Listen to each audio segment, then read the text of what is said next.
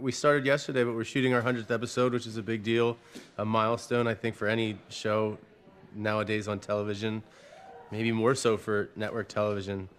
But we are maybe 2-3 days into the shoot, and it's a big deal. The network has really rallied behind us, and we have a few extra days to put some icing on the story, so to speak.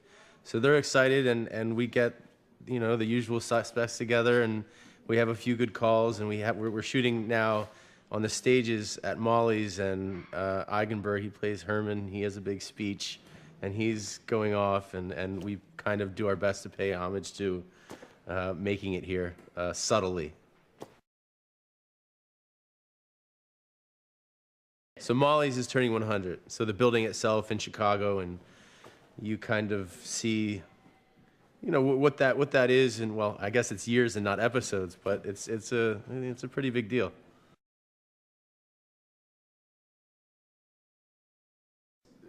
What's my first time around? It's probably a really great question for Jesse. I think it was, yeah. Go get Jesse. Well, I think he did 180 on House, something like that, close to that. But this is my first go around with that many.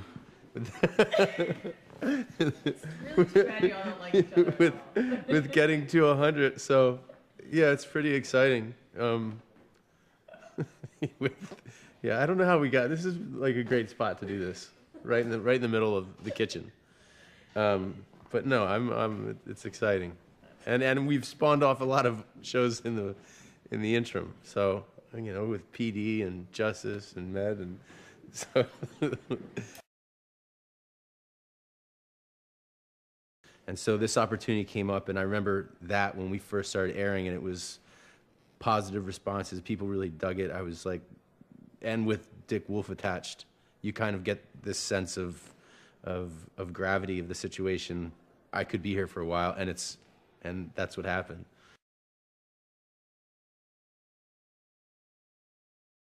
Probably one, the writing, two, the cast, and the stories that we tell with the craft, with the trade of firefighting, with that profession, and its relatability to the general public. I think a lot of people, you know, hold these people in, you know, they revere this occupation, and so for a lot of people, whether it's coastal regions or what have you, the city itself has been really generous to us with shooting locations, and it's people seeing this job where, you know, they're ostensibly heroes, like they, you know, they're running into burning buildings while everyone's running out, and the stories it creates in the process, there's no lack of. I mean, Steve Chicarotis, who has served as a technical advisor, he was a battalion chief here in the city. He retired a few years ago, but he's helped us with stories, and, you know, with the writers, and they work hand in hand, and the majority of the stories, if not all of them, are all based in reality.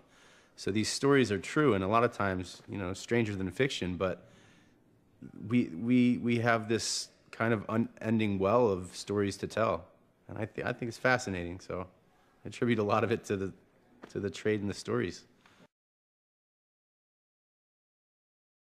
So today was a call. It was just a basic call, building fire, and we show up. We all hop out. We have our SCBAs on already, our air, and there's no fire. So we're checking in, and it turns out there's a young kid cooking hash oil, getting stoned, and blows up a refrigerator, and causes some damage. He gets knocked out, and I get this kind of unruly burn on my neck that gets worse in a day or two. But this was some makeup they did for the burn, and so I get a little hurt, and we bring the kid out, and mom and dad come, and it was a pretty simple call, but it kind of well, it leads in for some other things in this episode. I guess Severide's grappling with, I guess, life choices, and just kind of going down the same path and looking for a change of pace.